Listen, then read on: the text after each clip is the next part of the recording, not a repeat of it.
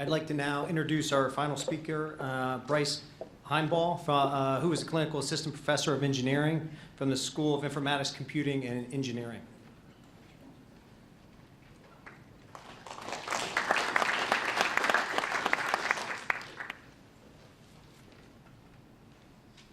Good afternoon. Hopefully I don't blast you out here. I tend to not talk with the microphone very often, so don't want to be too loud here. Let me know if I'm blowing you away here. All right, so again, my name is Bryce Himebaugh. I work in the engineering department. And so I work on this project called Dark Sky. And so I wanted to talk to you today about the things that inspired me about this project with hopes of inspiring you to maybe take on something like this for yourself. All right, so I want to talk about the people involved because I think that's probably the most, inspirational part of this are the effects you have on other people. It's not so much the technology, and I try to get that through to my students. Work in a technology environment. We think about technology all the time, but it's really the effect on people that matter. And so I want to talk about the people, and so the first one I want to talk about are the partners. So the partners would be the people that ultimately are our customers for this work. I want to talk about sustaining Hoosier communities. They're an integral part of connecting us to these partners. We wouldn't be able to find these partners, wouldn't be able to manage them without sustaining Hoosier communities. I want to talk about the faculty members. I want to talk mainly about what I've gotten out of this and what I think its value is to me. And then I want to talk about the students, because I think the students get a lot out of this, a lot more out of my class than I could give them by just lecturing to them. All right, so the community partner. So our community partner for this project, we're doing what's called the Dark Sky Project. So we're trying to help the Hoosier National Forest get International Dark Sky designation, which means we're going to build a sensor network for them of light sensors and help them understand how light pollution is changing over time in the Hoosier National Forest. We started in Lawrence County. We're going to move that to Orange County as well. The forest spans both of those. So what the partner gets out of this is they get to address a challenging problem. These are the types of things that are difficult for them to get funding for. These would be very expensive if you hired an engineering firm to do it, but we'll do it for lab fees that our students are paying for the components. We can do this at a very low cost because we're not paying for people's time. They get to engage with these students. These students are very enthusiastic. As most of my students are undergraduates, I have some master students, but very enthusiastic undergraduates, and they really go after a challenge like this. It's real. They enjoy it. They like to interact with the customer, and so it really gives them a chance to talk about the force and talk about the things that are important to them, the customer, what they think are important to those students, and it forms a nice challenge for the students to try to understand the way a forester or the way somebody who works in outdoor management thinks about these sorts of properties. And so it's a really great relationship that we can build. And it also gives them a chance to promote the area. The reason why they want this International Dark Sky designation is so that they can promote tourism. So it would affect Orange County, it would affect Lawrence County, and the number of people that would come there. This is especially true ahead of the next eclipse. I think they saw a real opportunity that was potentially missed by not promoting the forest early enough prior to the last eclipse. But there's a ton of ecotourism that could be had, and I think that would generate benefits for both communities. When I say communities, I think really the biggest benefactor would be Bedford and French Lick in this case. All right, sustaining Hoosier communities. What have they done? They formed this community entry point. So without them, the community would see us as we see any of these other mega corporations as almost impenetrable as to how do you reach the people that you might want to reach inside of this very complex organization. And sustaining Hoosier communities provides that conduit. I just want to thank a couple of people that I work with, Andrew Predmore and Michael Valiant, who have been invaluable in helping us connect with our partners. They've come and met with me and the partners, and so it was great to have them.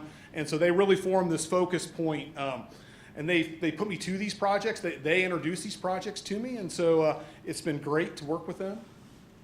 And then they provide resources. Now, that could come in the form of transportation. One of the things you may find as a challenge in this is getting your students to that area, and they provide that as a service. They will help you organize that through the motor pool, get your students down there. it really it's a great opportunity for them to help us make this project happen.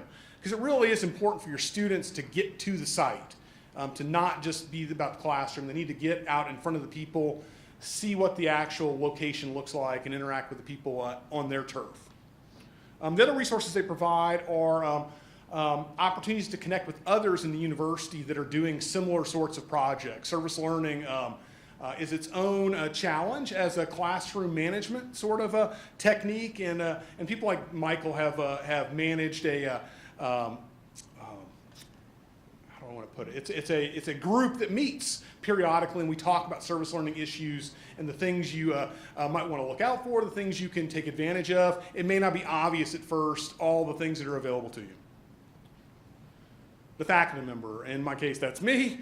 And so it helps me bring the content to life. So instead of teaching a boring class about programming or electronics, I get to put it into a context that makes sense to my students. It gives it a purpose. It's a why.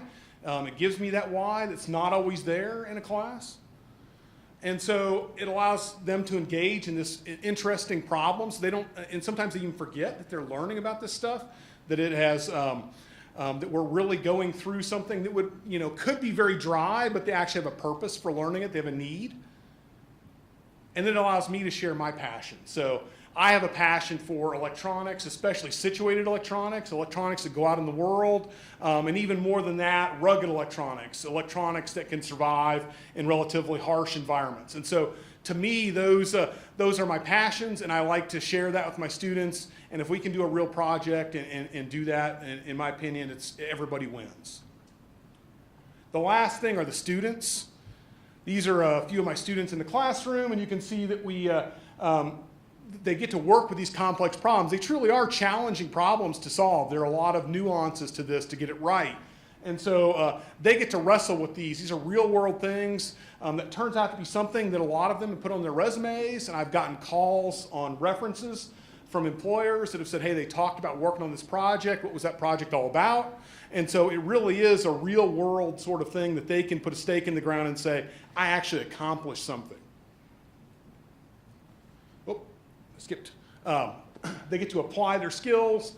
And so most of the students really want to, they've been taught many things in modular form, and if they can put it all together and synthesize it, these sorts of projects allow them to put it all together in one tidy package, and it really makes them feel like they've accomplished something. It brings all of that work that they've done up to that point into focus. And it goes along with that they connect with the content. So what you're looking at here on the right is on your left, on stage left.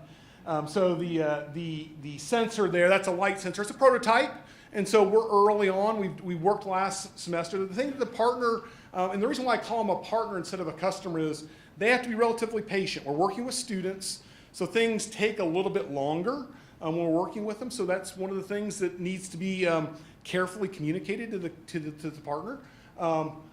But the students are very enthusiastic and they work very hard. And this is a sensor that we were testing out at a Boy Scout camp, which is just on the northern part of the Hoosier National Forest.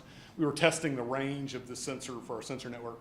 So the student, many of my students will stay on in the summer, and they'll work on this as deploying the sensors and doing some additional testing. That was one student that was working on it. All right. So when all this locks together, each one of these groups, each one of these people that are affected, this forms the basis for a really healthy relationship. And the other thing I would note is this relationship is really not a semester-long thing. It's longer than that typically. We work year in and year out with these partners so they don't feel abandoned once you deliver something to them, that we're going to keep working with them. And that's part of the understanding that they know that we may not get everything done in one semester, but they also know that we're not going to leave them in the lurch. And so when it all fits together, I think it's a great experience for everyone involved. So thank you very much for your time.